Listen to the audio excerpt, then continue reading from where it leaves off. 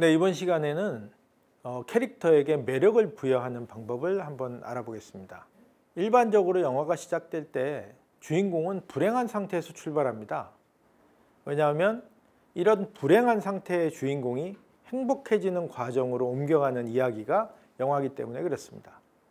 만약에 행복해 보인다면 주인공은 진짜 불행을 감추고 있는 겁니다. 그러면 주인공은 왜 불행할까요?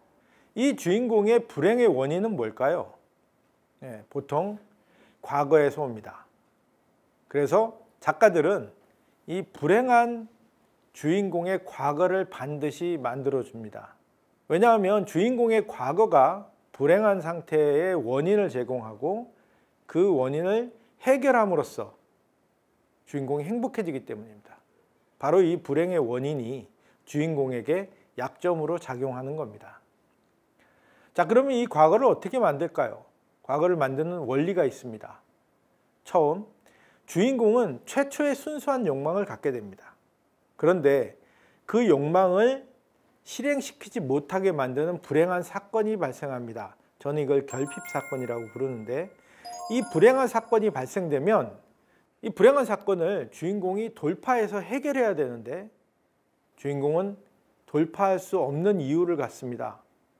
능력이 없거나 또는 두려워하거나 도망치거나 또는 좌절합니다.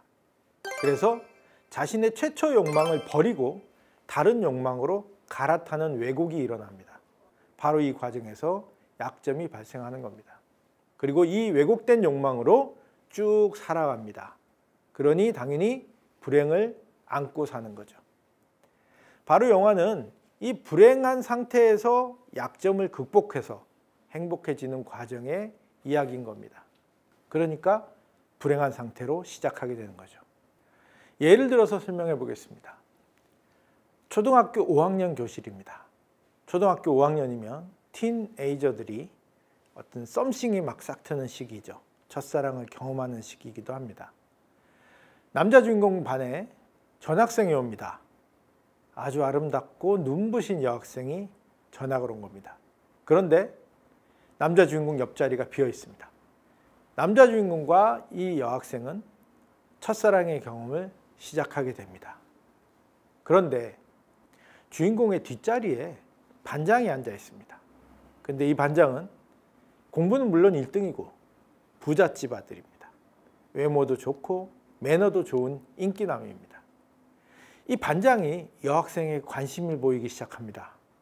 그리고 여학생과 반장은 급격하게 가까워집니다. 주인공이 낄 자리가 없어지는 거죠. 그래서 좌절하게 되죠. 주인공은 반장과 이 여학생을 놓고 경쟁할 자신이 없었던 겁니다. 그런데 그때 이 학교에 야구부가 만들어집니다. 주인공은 동네 야구 스타였어요. 그래서 주인공은 이 여학생에게 잘 보일 수 있는 기회라고 생각하고 야구부에 지원합니다. 그리고 출중한 야구 능력으로 이 학교 야구부를 우승으로 이끕니다. 그래서 야구 스타가 되죠. 하지만 이 여학생은 야구를 싫어했어요. 그리고 반장과의 관계에도 별 이상이 없었습니다. 주인공은 좌절하게 됩니다. 주인공은 첫사랑을 접고 야구에 대한 욕망으로 갈아타고 야구 선수가 됩니다. 야구에서 성공한 이 주인공은 행복할까요?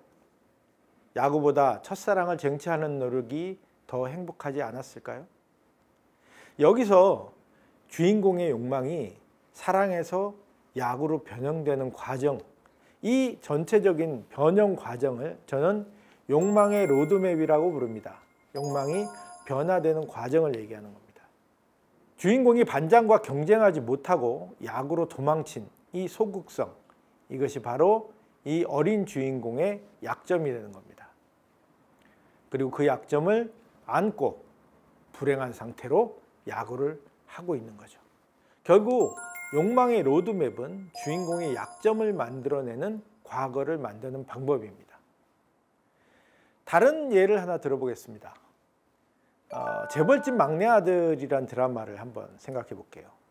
송중기는 평범하고 행복한 집안의 장남이었습니다. 그런데 아버지가 부당해고를 당하고 어머니는 주식 투자에 실패해서 그 충격에 사망을 합니다. 이 모든 불행이 재벌들의 이익 때문에 생겨난 피해였습니다. 그런데 주인공은 능력이 없기 때문에 재벌들과 맞서 싸우지 못합니다. 약점이 있는 거죠.